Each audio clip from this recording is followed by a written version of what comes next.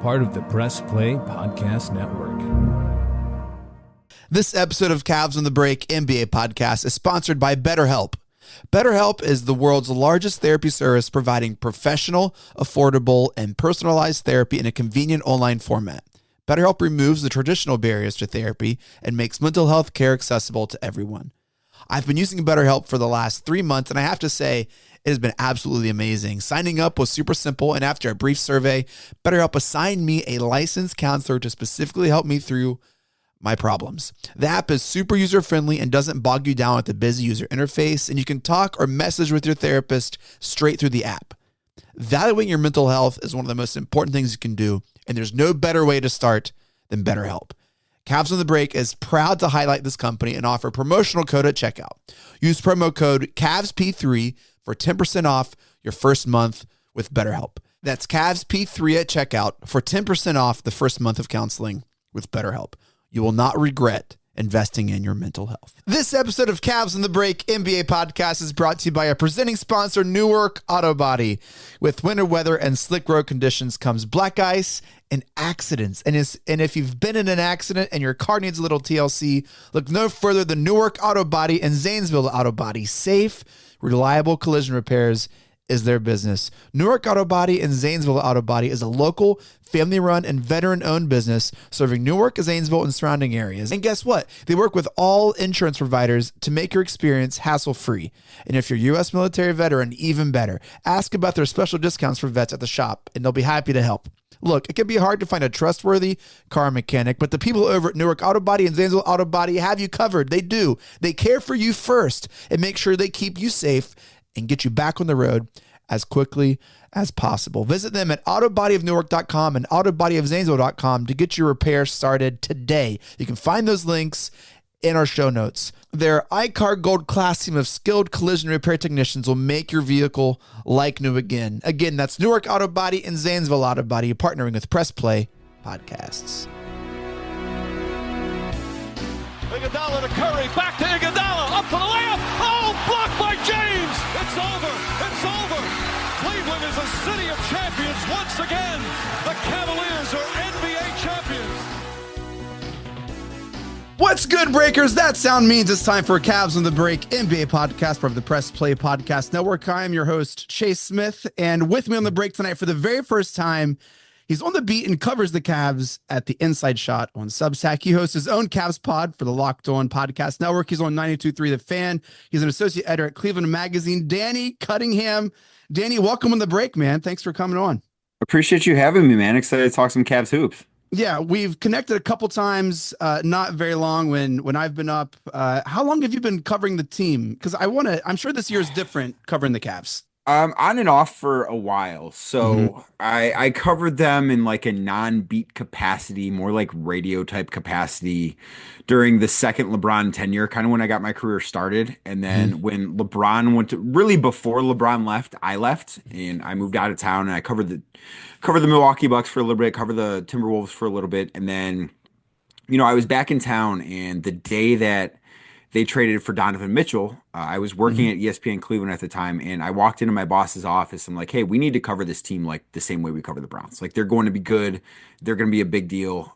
This city's really going to love basketball when the Cavs are good because, they won, I think, 44 games the year before, and they lost in the play-in tournament, but it was a fun team. Yes. And I just kind of saw that writing on the wall. I'm like, hey, we need to cover this team like seriously. We have to take this team very seriously. And he said the next day, okay, well, it sounds like you're going to be covering the Cavs. And I was not thinking of, oh, I need to be doing this. Somebody needs to be doing this. And since then, it's been pretty consistent. I did it full time for the first Donovan year. I was sort of in and out, parachuting in and out last year, and then this year, just it's what I want to be doing. It's a thing I think I'm the best at professionally. So I found my way back into it, and I'm at everything. I'm around all the time. I'm at all the home games and some of the road games, and just trying to cover the team as best I can.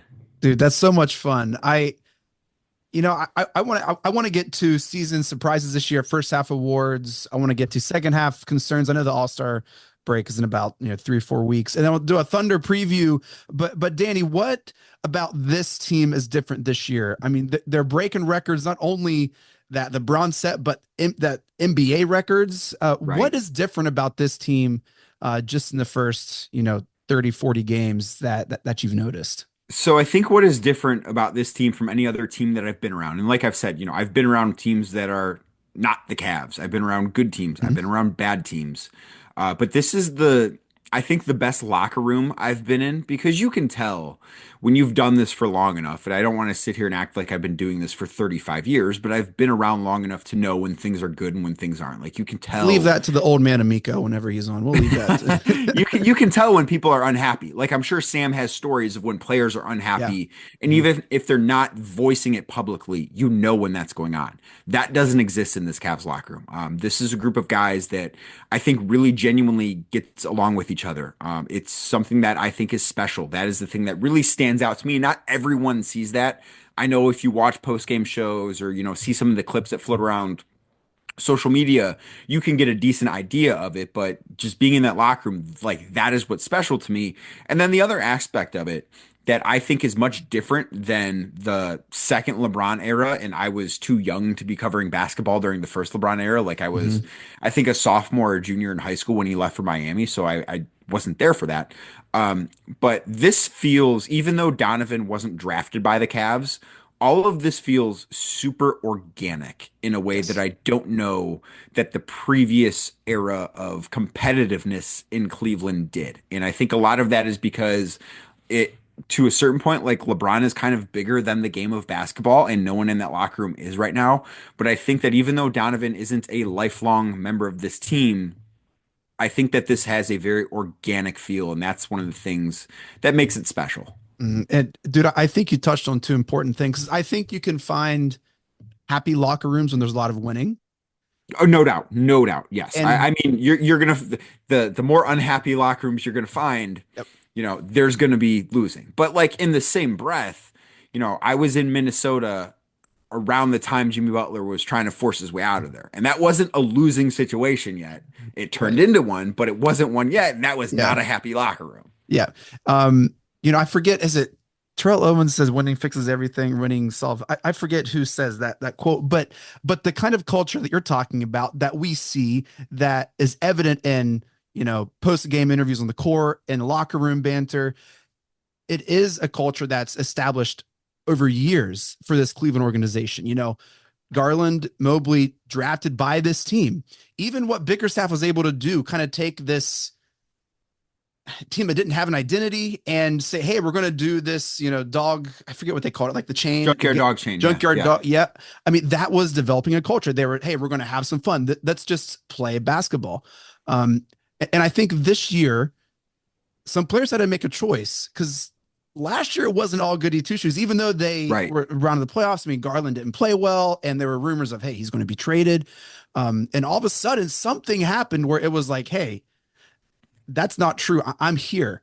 They've invested in Garland. He's signed, that contract. Mitchell re-signed. Mobley's re-signed. So no one's worried about who's getting what. Like it's just everyone's here. They know their role, and it's allowed just this weight just to be lifted. And so I think the organization needs credit. I think Donovan Mitchell. I think everyone deserves credit for what Right. we experience, and it's so evident in the ball movement. I mean, it's fun basketball to watch. It is so like jarring when you see other teams who don't have this chemistry. Like, oh, what is different? Well, it's all the things you just mentioned, Danny. Right. And I do think that there's something to be said. And it's a rare situation because contracts in the NBA are, Mhm. for the most part, shorter than other long-term contracts. But there's something to be said in the Cavs have what they consider four-star players. They consider they have four all-stars. They believe that this year, four guys, Donovan, Darius, Evan, and Jarrett, should all make the all-star team. I'm not sure that I'm all the way there, but that's what they believe. All four of those guys are taken care of financially. All four of Yes. those guys are signed up long term. Yep. Three of those guys signed a contract extension just this summer. That the value that you can put on that organizationally, Mhm. I don't know how you quantify it, but when you don't necessarily have a star player, not to say that none of these guys have anything to prove, but a lot of times in the NBA, you can see guys are playing for their next contract. And I think in some senses, because the Cavs do have several role players that are on expiring deals, like Karis LeVert is, Ty Hmm. Jerome is. That's a good place to be. But when your star players don't have to worry about their next contract, they can worry about winning. I think that helps to create a bit of a special environment that the Cavs are currently in. And I don't know that it's going to last forever, but I know that that is where they're at right now. And that is something that I look at and be like, okay, this is something that's special. And Yes. part of the reason why they can focus on winning is because nobody in that locker room, none of the star players have to worry about what their next contract is going to look like because it's so far away. They can focus on making the best basketball play and not the Yes. best play for their career, which I mean, we forget, we watch. I mean, you watch because it's your job. People watch because it's fun. This is people's career and their life. Like they have Hmm. this short window that they never know when it's going to end, that they have to juggle. Oh man, if I average this amount, or if I don't take this shot or do take this shot, or like all of that impacts like how they're going to provide for themselves and their family. And what we have here are people who they know their role, and that trickles down, right? That helps Yes. everyone else know their place on the team, what is expected of them. So all of a sudden, a Sam Merrill, right, or a Ty Jerome who last year had all these injury problems, and now he's coming in is just exactly what this team needs. It trickles down, and organically grown. Um, it's locker room culture, all of it kind of you take away one and it's hard not to have the other. And it's just I think everyone deserves credit. And I don't want to, step on toes for our season awards, but I totally agree, man, with everything you said there. Yeah, I mean it's what makes this team special. Mhm. And we've said all of these things and we haven't like dug into exactly what they do well on the basketball floor. And I think that is like we can laugh at that, but it's a credit to what they've built. And you Mhm. mentioned JB Bickerstaff, and I'm not here to say, he deserves a ton of credit for the way that this team plays because Kenny Atkinson deserves a ton of credit. Yes. Time the Cavs hired JB Bickerstaff, they needed somebody like JB Yep. Bickerstaff. And then you go and look at what's happening in Detroit right now, where, I believe they played tonight or whatever. I know they played last night, but Yeah. they're at 500 for the first time through 36 games for the first time in like 5 or 6 years. I don't think that's a coincidence that Right. he's the head coach and they're starting to find they're not going to go win a title. They're not a playoff threat, but that culture matters. I And agree. building off of what they had with him under Kenny Atkinson. And the other aspect of this that I think doesn't get talked about maybe enough is the continuity of this roster, where they Mhm. didn't make really a single significant change from last year's roster to this year's roster. Right. And that's a rare thing in the NBA. Like the biggest departure from last year was, I think, Marcus Morris Sr., Mhm. and that's not a big deal in And the that was a NBA. mid-season pickup and getting too many playoff minutes. Like, Right, and if right. he's Like getting he playoff started on minutes, a you're like, 10-day oh man. contract. Yeah. He was not somebody that you think of. You never thought of him as the future. It's like, we don't have bodies left. We need to Yeah. sign somebody. And that's how he ended up with the Cavs. So I think they're in such a great place. I really do. It's a special locker room. I think it's a special team. You're right. So many people just talk about the vibes of this team, hardly about like what they do on the court and how they're like eviscerating opponents on offense and how they're stifling on defense. Like no one's talking about that. Everyone's just talking about vibes. And I, we cannot ignore what Kenny Atkins has been able to do. Darius Garland has sung his praises the first part of the season. If he just allows us to be ourselves and to play ball, and there's no all this, there's no pressure. Truly the perfect coach for what we have here. Danny, I want to give out a couple awards here as we continue on. Who let's start with the big one. Who would you give the team MVP to? Looking at the All-Star break here in a couple weeks, who would you give that to? One person. So I think it still has to be Donovan Mitchell. And if I would have predicted what I would have said, before the season started, Donovan obviously would have been the answer. He's still the best player on this team. I don't think he gets the amount of credit he deserves nationally. Now he's not carrying this burden by himself. Like this is a really good team. There's a lot of really good players on it. Evan Mobley's been awesome. Darius Garland's been terrific. All those guys deserve credit. But at the end of the day, one, he's played like an all NBA guard again, which is what he was his first year in Cleveland. He finished sixth in league MVP voting that year. I thought he deserved to be maybe even fifth. Yeah. on that ballot. I thought he deserved to be first team All NBA that year. He wasn't. I think right now he deserves to be first team All NBA. I think he's been a top 10 player in basketball since the Cavs traded for him. I think he's been that this year. The only reason I think he doesn't get the love that he probably deserves is because all of his counting stats are down. Well, Chase, why are all of his counting stats down? Because he's playing like 5 fewer minutes per game than he has in his career. His averages are so low because one, Kenny Atkinson is making a conscious decision to limit minutes for him, for Darius Garland, for Evan Mobley, because this is not about, hey, we really have to go out and win this game in January. It's we want to win the title. And what they do in January, they believe is giving them the best chance to win the title. And then also, the Cavs are winning all these games by 20 plus points. Like, I believe they've won 23 games of the 31 that they've won. I believe they've won 23 games by 20 or more points. So when you're winning games in blowout fashion, your stars aren't going to play as much. And in turn, the counting stats are going to be down. So he might not be averaging career highs across the board. But I think that this has been his most impactful season that he's had on a team's success. And I think for that, he gets my team MVP. Yeah, it's hard to argue, man. He doesn't complain. Last year, rumblings after the season that he was playing too many minutes, and Biggerstaff, really grinded him during the season. And I think that showed in the playoffs when he was hobbling around. But he didn't complain. And now when we are winning and Atkinson is toying with a bunch of lineups and you see the improved play of Garland and Mobley, there's numbers have to add up. Right. And so, I no one's going to argue with saying Mitchell is the MVP. Can you make a case for Evan Mobley? I think so, because he's been so good defensively again, because he's taken that step offensively, and like they would not be where they are without Evan Mobley doing what Evan Mobley has done this year. But you can say that about Darius Garland too. And I think that the way that I look at this is Garland and Mobley are sort of in a different bucket than Donovan Mitchell, and to an extent, Jarrett Allen too.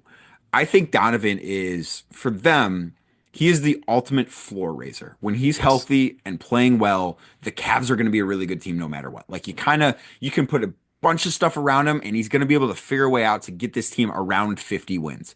Now, does he need help to win a title? Absolutely. That's why I view Garland and Mobley as like the ceiling raisers of the group. The more you get out of Evan Mobley, the better chance this team has of being a true championship contender. And like, I think they are there right now. And I think you can say the same thing for Garland. Part of that is because of what Darius Garland's year was last year. Like I can't call him a floor raiser when he had such a bad year last year, whether that's, things inside his control, most of it outside of his control. Yeah. But I still think that has to be factored in, where I still just think that floor is raised so high because of Donovan Mitchell. I can't say that anyone else is more valuable to what this team is right now. Yeah, you're right. I do want to give Mobley some flowers though, and Garland. So the next award, most improved player, Danny, who would you give? So I think it's a tough one between those two guys, but I do think it has to be. So I think it has to be Evan Mobley.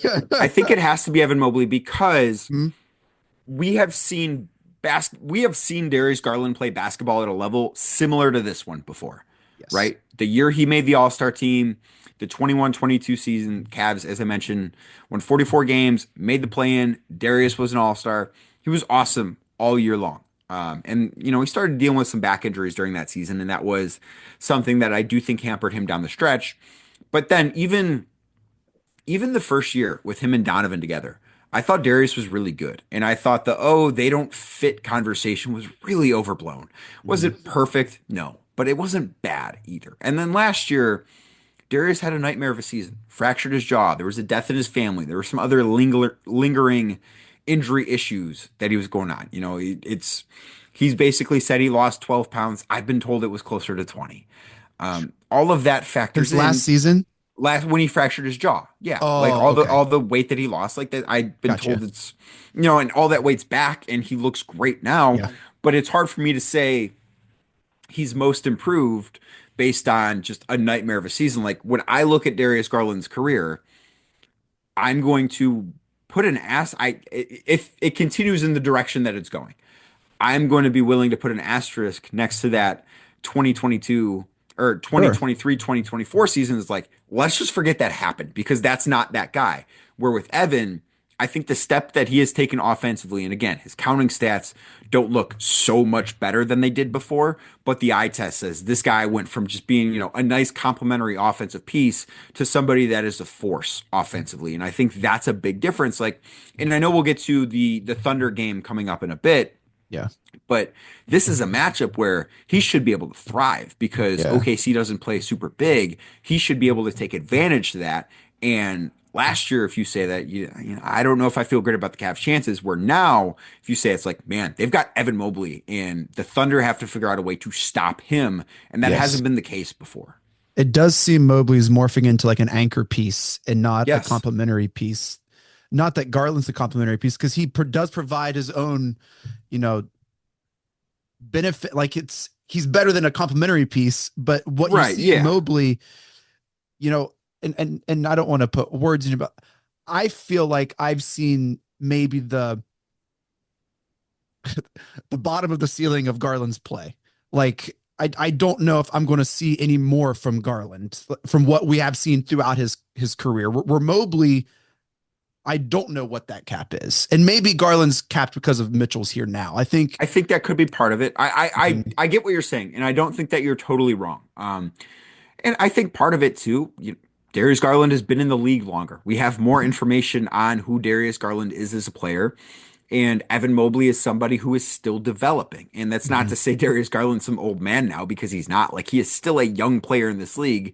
But you do kind of have an outline of, okay, at the peak of his powers, Darius Garland is somebody that can probably score 25 points a game, hand out 10 assists, and do it shooting, 50% from the floor, 40% from three, 90% from the line. And that is, in my opinion, an all NBA caliber player. I don't know if that happens playing alongside Donovan Mitchell, but just like who he is in a vacuum as a basketball player, Yeah. that's what I see that as. I don't know what the best version of Evan Mobley as a basketball player looks like yet. I know it's really, really good, but I don't exactly know what that outline is. Like, I know what the outline is on the defensive end of the floor. He's a top 3 defender in basketball already, in my opinion, and that's not going to change for several years. I do feel bad for him because I don't know he's ever going to win a Defensive Player of the Year award because of that alien down in San Antonio and Victor Wembanyama. But I know what he is on that end. Offensively, is he going to be a guy that can he go score 30 every night? Can he be somebody that is like 90% of Giannis on offense? I don't know yet. Like, that is one of the most intriguing things about him is we don't know where the ceiling is. And it's not a hyperbole, because we've seen glimpses of that we saw that in Charlotte. I mean, Mhm. every now and then you're just like, dude, if this guy's doing this, Right. um, I mean, even the game against Dallas. In Dallas, yeah. yeah. No Luka, no Kyrie. But you know what they had? They had their starting front court. Mm-hmm. Evan wasn't playing against backups in that game, and he torched them for 30 plus points. Yeah. You see in the Denver game where he hits three threes. His 3-point volume has gone through the roof in the last month or so. He is changing as a basketball player in all the best ways before our eyes right now. And I think that's one of the most exciting parts about the season. You can I don't want to say throw out the wins and losses record. They're 31-4. They're incredible. But if you're just worried about like the actual basketball and the development, watching Evan Mobley is the best part of this. Yeah. I'm not going to say I started Point Mobley because no one uses that, but I've been hammering like this. We need to unlock all that we can of this, and everyone has, but it is fun to see him grow.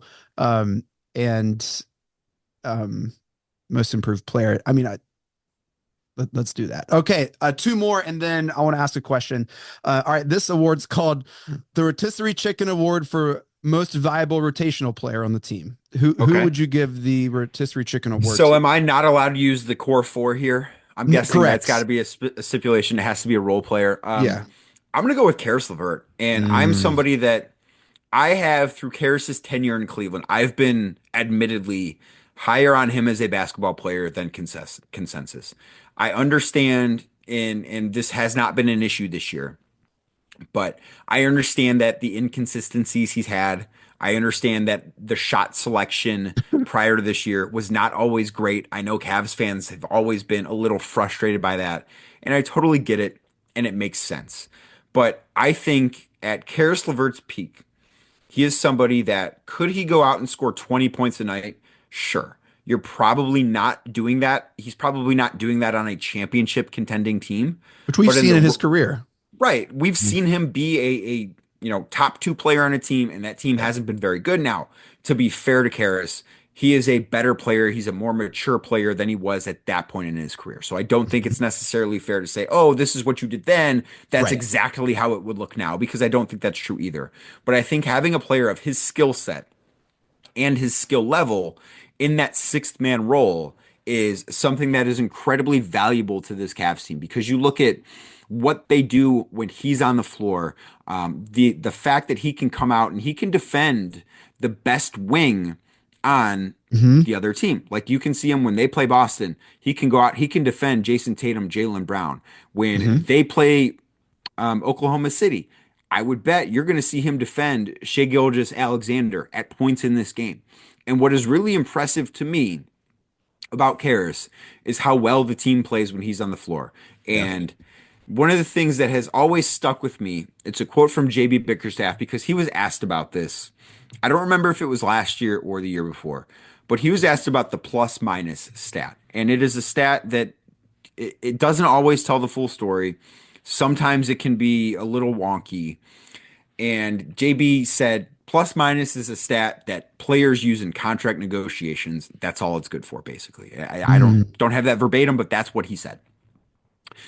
I think it's a little bit more valuable than JB does, and especially for a bench player coming off of the bench. Karis LeVert, the Cavs have outscored their opponents by 290 points when Karis LeVert is on the floor. Now, there are games going on as we record this, so this is subject to change because the guys right behind him are playing tonight. But he's third in the NBA in plus minus. The only two guys ahead of him are Shai Gilgeous-Alexander and Evan Mobley. Now, mind you, this is a raw stat, like it is a counting stat, so the minutes played matter. Karras has played 692 minutes. Shai Gilgeous-Alexander, who leads him considerably, but he's also played 1,200 minutes. Like, he has played nearly twice as many minutes as Insane. Karras, and Yeah. Karras is still top three in this stat. That to me just embodies who Karis LeVert has been Yeah. for this team this year. I could not be more impressed with what he's done for the Cavs. Gosh, that's very good case there for Karis LeVert. And Who I do you think, have here? well, so I'm going to say Ty Jerome just Okay. because the team, I think, really missed Rubio. Like what Ricky Rubio was able to provide to the team a couple years ago behind Garland, helping him grow. They hadn't had a backup point guard presence that were able to like lead and just be like, "Hey, I got this for the team." Didn't have that last year, Sure. and uh, seeing. I mean, I don't have the stats Stan, that you just rattled off, so I'm just going off of what I see, what I watch, what Hey happens. man, it's your award to give out. You determine the criteria. Okay? Well, Don't be bullied into doing something else. no, it's just what he brings is what the team has needed. Sure. And I mean, there were so many games where whether it's a defensive stop with a steal or a floater in the lane or a three in transition that starts a run that keeps a team at bay or the Cavs going. That you can almost see Garland and Mitchell like exhale, like, oh, whew, nothing's going to fall apart when Ty Jerome is out there. I think a really, really strong start to the season that I think all the players benefit from. One of the things I like about your Karras point is I think he's a player that because the core four know their roles, it helps, I think, Karras find his role like better than trying to play up to what he isn't asked to do or asked to do. Like, he just knows his role, and I think having the core four and everyone know their role helps Karras the most. And it's nice to see him thrive and kind of stick around here in Cleveland. It's hard to argue the Karras LeVert.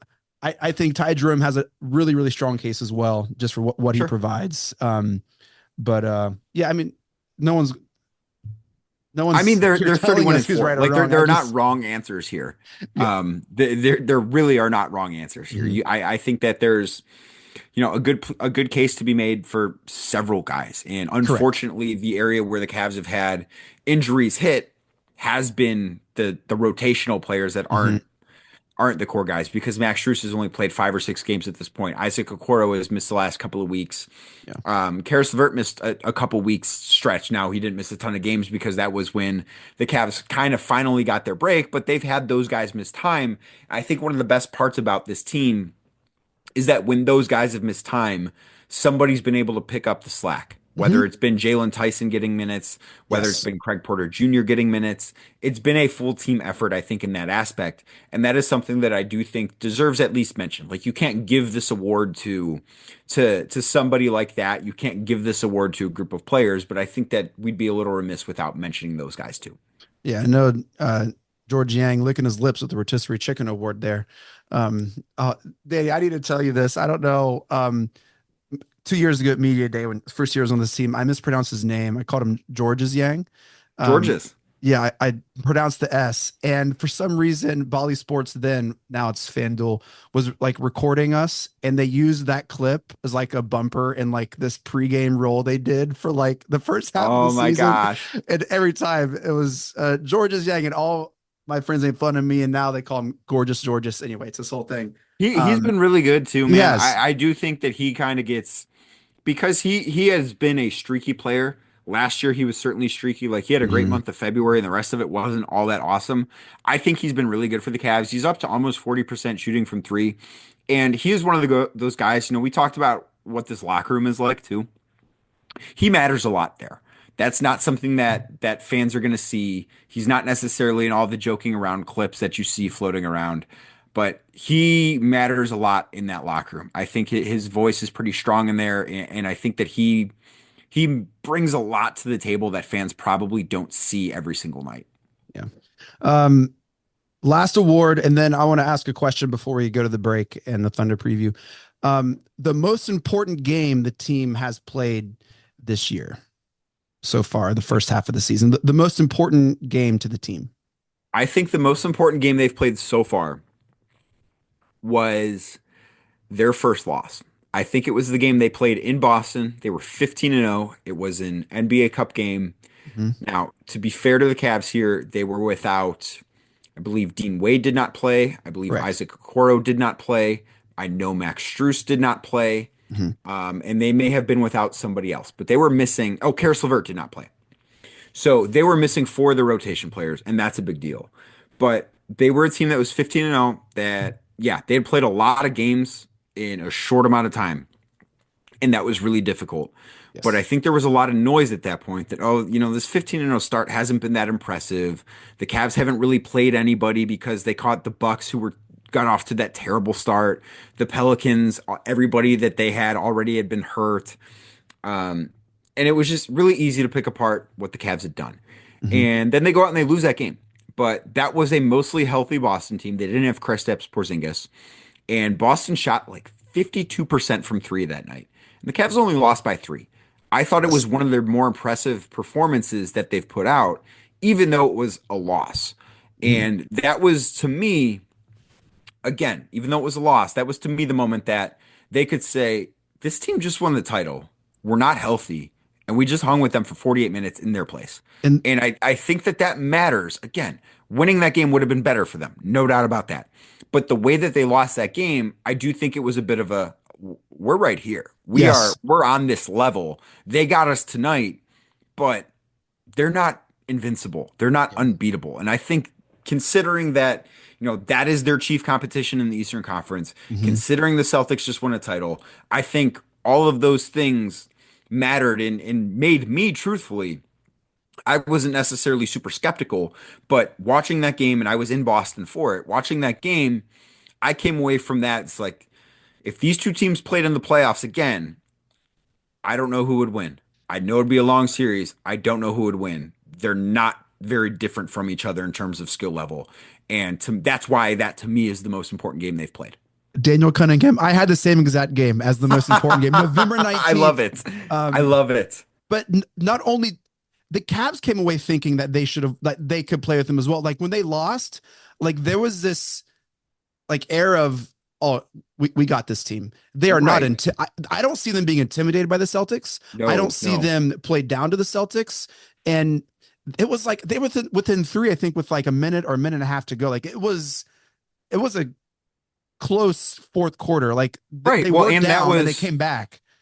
Garland played his worst game of the season that night. Yeah. I believe he was 3 of 21 shooting. Yeah. He played he played terrible. Yeah. And does Boston deserve some credit for that? Sure. Drew Holiday, Dirk White, Yeah. those guys are really They good. like They're didn't really miss good in the defenders. first quarter. Like it was an insane like 3-point And the barrage. It Cavs was played. insane. It was funny because I was working on a story at the time about how the Cavs just kind of came out and they were blowing the doors off everybody in the first quarter. They still are the best first quarter team in basketball. Mhm. But I asked Kenny Atkinson about that before the game, and he's like, I really don't have a good answer for you. And then they come out and they just get absolutely throttled in the first quarter, and they're fighting an uphill battle the rest of the way. So I'm like, oh, this is my fault. I did this because I decided, hey, this is a good thing to write. I'm gonna start asking around about it, and then they just Mhm. absolutely put up a clunker of a quarter. But the way they fought back, I thought was impressive. They very Yes. easily could have laid down and just been like, you know what, we're exhausted. Yeah. Being 15-0 has been exhausting. And instead, they did the opposite. And that was the thing that, again, even in a loss, it made me believe in them a little bit more as a championship contender than I did before that night. Yep. And like you said, they played the most games in the least amount of days in the league too. I think Yeah, up to at that that point point, as yeah. well. Yeah. Yeah. Um, I agree. Boston loss, and Boston. All right. Before we go to the break, Danny, the Cavs single season win record is 66 wins. Is that in danger for this team? Absolutely, it is. Yeah. I don't Yeah. think that this team should be trying to track down the all-time wins record as we record this before the Thunder game, and we don't know what's going to happen in that game, obviously. Mhm. But they're on pace to win 73 games, which you might have heard of a team that once won 73 games and then held a 3-1 lead in the finals and couldn't close the deal. I don't think that should be the goal. I don't know that there's a win total that should be the goal because I think that this is a team that they're going to be judged on postseason success. They know they're going to be judged on postseason success, and that's what this season's about. But in the same breath, they're not winning regular season games because they're going all out to make sure that they beat the Los Angeles Lakers in December. Right. They're not going all out to make sure that they beat the Dallas Mavericks or Charlotte Hornets in the month of January. They're treating this like a process where they want to build habits, and they're winning a lot of games along the way. I do think, and part of the reason why I'm going to say they will break it is I've looked for a lot of historical comparisons to what this team is, not necessarily the Cavs, just like league wide, Mhm. because part of me is bothered by the comparison that people make to the 2014-15 Atlanta Hawks. That team won 60 games. They were really good. And it's an easy thing because the Cavs have not had postseason success yet to say, oh, they're just, that Hawks team 2.0, especially when you consider Kenny Atkinson was on Mike Budenholzer's staff in Atlanta that year. But what I keep finding is this team is the 2014-2015 Golden State Warriors. They are that Warriors team that won the title. And we could talk about, does that team win a title if Kevin Love's shoulder doesn't get pulled out? Does that team win the title if Kyrie Irving's Kyrie's knee doesn't break? Yeah. We could do all that, but the fact of the matter is they won the title. They also won 67 games. They were also elite on both sides of the ball. That's what this Cavs team reminds me of. That is what this Cavs team has been. I'm sure Cavs fans have had nightmares about what the third quarter looked like every time when the Warriors would take the floor. Other teams have nightmares about the Cavs in the third quarters like right now. Like the similarities are stark between those two teams. That team won 67 games. If I had to bet, I would take the over on 66 and a half. I don't know how much over it'll go. I think that's a lofty thing. I don't think they'll get to 70, but I think that the franchise record for wins is in danger. Well, now I got to take a cold shower after all that, man. So again, I'm not on the beat. I don't talk to the players. You do. I get a sense that every time someone says, "Hey, this team has broken this LeBron era record," or "You guys have now surpassed this LeBron era thing," they get a little proud of that, and I don't think they like are looking for records to break. I think they're just like, yeah, we did. Yeah, that's us. And I don't think they're going to be gunning for it, but I really think deep down they're like, that would be really cool if we were able to erase some more I think that they're trying not to focus on that kind of stuff Yes. because, as I said, they want to be very process oriented. Mhm. And if you listen to Donovan Mitchell speak after games, he's very much, it's about building habits. How many times have you heard that come out of his mouth this year? It feels like he says that after every game, but that's happening for a reason because Yeah. they're not chasing wins. I do think that organizationally, they're obviously thrilled with how the season has gone.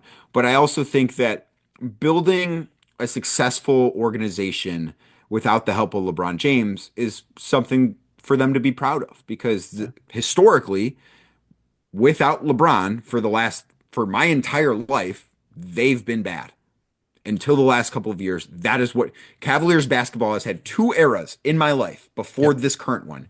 It was LeBron's on the team and they're really good, or LeBron is not on the team and they're really bad. And there was not an in between. And now for them to build this potentially uber successful era of championship contention and maybe winning a title without him, I think that's something that the organization will really take pride on. Not because that the stuff that happened with LeBron doesn't mean anything. It Right. does. It means everything. He should and will be revered in this town forever. He should Mhm. have multiple statues. He should have his jersey retired. All of that stuff because he is and always will be the greatest player in franchise history. But I also think it's pretty cool for them organizationally to say, you know what, we're in a really good spot now. Yeah. And LeBron hasn't been part of this for a while, and we've built this without needing to in some senses be saved by LeBron. Right. And I think that's something to be proud of. Yep. We're going to take a break. When we come back, Danny Cunningham and I are going to be previewing the Cavs Thunder game. Stick around, Cavs on the break. We'll be right back. This episode of Cavs on the Break NBA podcast is sponsored by BetterHelp. BetterHelp is the world's largest therapy service providing professional, affordable, and personalized therapy in a convenient online format. BetterHelp removes the traditional barriers to therapy and makes mental health care accessible to everyone. I've been using BetterHelp for the last 3 months, and I have to say, it has been absolutely amazing. Signing up was super simple, and after a brief survey, BetterHelp assigned me a licensed counselor to specifically help me through my problems. The app is super user-friendly and doesn't bog you down with the busy user interface, and you can talk or message with your therapist straight through the app. Valuing your mental health is one of the most important things you can do, and there's no better way to start than BetterHelp. Cavs on the Break is proud to highlight this company and offer promotional code at checkout. Use promo code CAVSP3 for 10% off your first month with BetterHelp. That's CAVSP3 at checkout for 10% off the first month of counseling with BetterHelp. You will not regret investing in your mental health. We are back. Cavs on the Break. Chase Smith, Danny Cunningham here. Danny, I feel like we could talk ball all night. We're not going to do that. What we are going to do is for just a few minutes preview the game of the year already in the NBA. Right. The game of there's no precedent. Like no other teams who have winning records like this with these winning streaks have ever played together. And it's in Cleveland, the center of the world. Again, here back in Cleveland, Ohio. Danny, how are you pumped about the game, man? What are you thinking? I am. I'm super excited for this one. It is. I saw a stat. It is the best ever matchup between an Eastern Conference team and a Western Conference team this deep into a season as far as winning percentage goes, and it is the second best matchup ever. There was a game in 2016 between the Warriors and the Spurs because people forget about that Spurs team who they won 67 games that year, but no one cares because the Warriors won 73. But those two teams played when San Antonio was like 40-6 and the Warriors were, or 38-6 and the Warriors were 40-4. So that's the only thing that eclipses this ever. And I think it's really cool to see this team and OKC too, for that matter. Like they deserve a lot of credit for what they've done. But I think it's really cool to see these two teams, especially the small market aspect of it. I think it's really cool to see both of them involved in history like this. And I think it's going to be a great matchup. Like it's conflicting styles.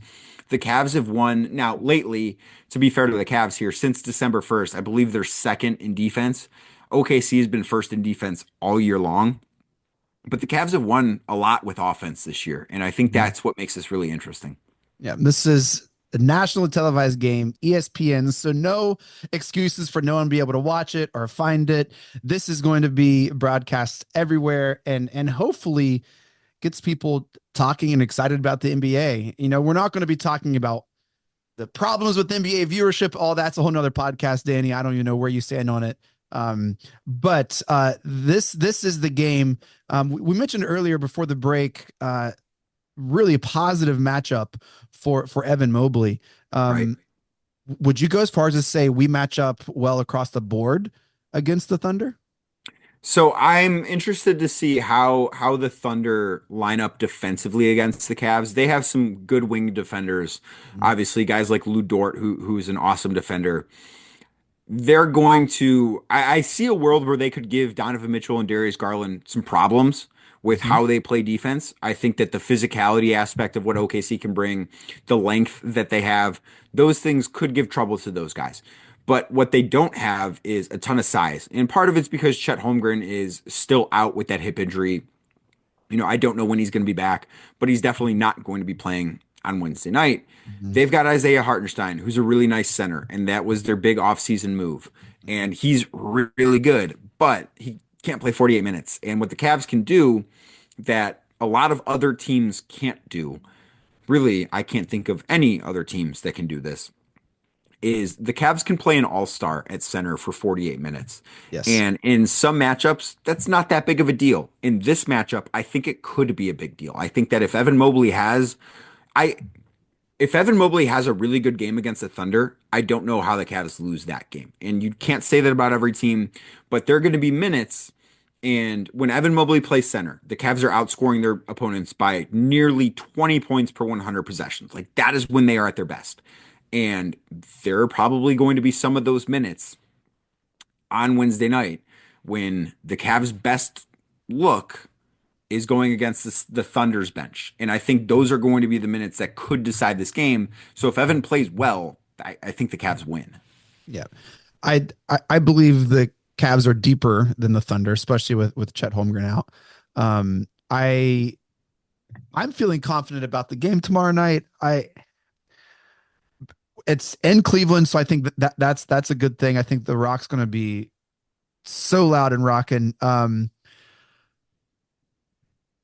Yeah, the only concern, I mean, this is a super just surface level concern. I feel like the Thunder have the best player on the court, and Sure, it's I think he's going to win the MVP and Shai Gilgeous-Alexander. Like, I think that is absolutely fair. I can't argue that. And he Mhm. is capable of carrying that team to a victory. And he is tasked with doing a lot for them offensively. Yes. But I think that when you are playing against a team as good as the Cavs are, Yep. and this goes, we could have the same conversation about Donovan Mitchell. It takes more than just one guy. And Yep. can Shea lead them to wins against a lot of teams in the NBA? Absolutely. Can he do it against the Cavs? Maybe, but the Cavs have enough depth and enough firepower, particularly in their starting lineup, that it's going to Yes. make it tougher for him. Mhm. Yeah, I could also see Jalen Williams giving some trouble with the Cavs. He's so good. And is just does everything that you ever want in a player. Seems to always be making the right move. Am concerned about his height though. I mean, he's only 6'5". I mean, he's listed at like forward shooting guard. He plays every position on the court, it seems like. But I think that the length of the Cavs, um, we could go big, we could go small. I mean, I really feel like the depth and the lineups that we can throw out, I think is just a headache for so many teams where teams might have one or two looks. We could do 4, 5, 6 looks. And Right? The flexibility. yeah. Yeah. And That's so, that is one of the things that's awesome about this team is that they can and give Kenny Atkinson credit there. yep. He's been able to pull a lot of different levers this year, press a lot Oh of man. different buttons, and they all have worked. Yeah. Whether he goes big or goes small. Um, I'm just pumped that he's experimenting now for when it really matters. And Right. we'll see if he's experimenting tomorrow, whether he wants to, you know, show a couple different lineups. Yeah, I don't want to get too hype, but it's going to be hard, Danny, to slow the Cavs train, man. If they win by 10, I mean, it's going to be real hard just to stay calm if the Cavs pull out a win tomorrow night.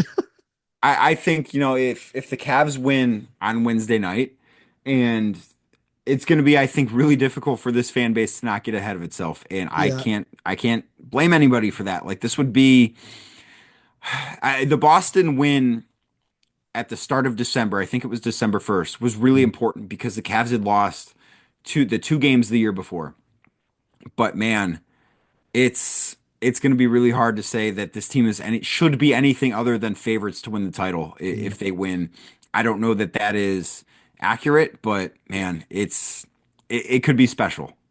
Who do you think is going to guard Darius Garland? I'm interested in that. That is one of the Mhm. things that I don't necessarily have a great answer to. If Alex Caruso were healthy for the Thunder, I think he'd probably be the easy answer there. I Yeah. do think that OKC could go a number of different directions. I mentioned Lou Dort as somebody who's a really good defender, obviously, and he could be defending Donovan Mitchell. They could want Yeah. to put him on Darius Garland. It could go a lot of different ways, and that is something that I don't want to say, that's what's going to be that decides this game because that's not true. But how they start, how OKC chooses to defend Cleveland. Maybe it's Case and Wallace. I think that could make sense. Maybe it's Shea Gilgeous-Alexander. It, Dude, it could be a lot of different things. they put SGA on Spider and Jalen Williams on Garland just to play bully ball. I think that's going to give us some problems if that happens. So I don't know. I don't know, Danny. We'll see. Either way, ESPN 7 o'clock. It is going to be a game. We're recording this on a Tuesday night, so make sure you check it out. Danny, thank you so much for coming on Cavs on the Break, man. Where can we read your stuff? Where can we listen to you? Let's hear where you're at, man. Yeah, so make sure you check out Locked On Cavs. It's my daily podcast on the Cleveland Cavaliers. If you liked what you heard from me today, it's this every single day, everywhere you get your podcast, Apple, Spotify, anywhere else. Also on YouTube, just search Locked On Cavs. Also, I write about the team just about every day at my Substack, The Inside Shot. It is currently 10% off yearly subscriptions if you are listening to this before the Cavs play the Thunder. If you are listening to this after the Cavs play the Thunder and the Cavs beat the Thunder, it will be 11% off because the Cavs winning streak will be at 11 games. So check me out in those Nice. places. Love that. Love that. Well, that does it for this episode of Cavs on the Break NBA podcast. Thank you all so much for downloading and listening. Shouts to the Press Play Podcast Network for making this possible. Shouts to BetterHelp.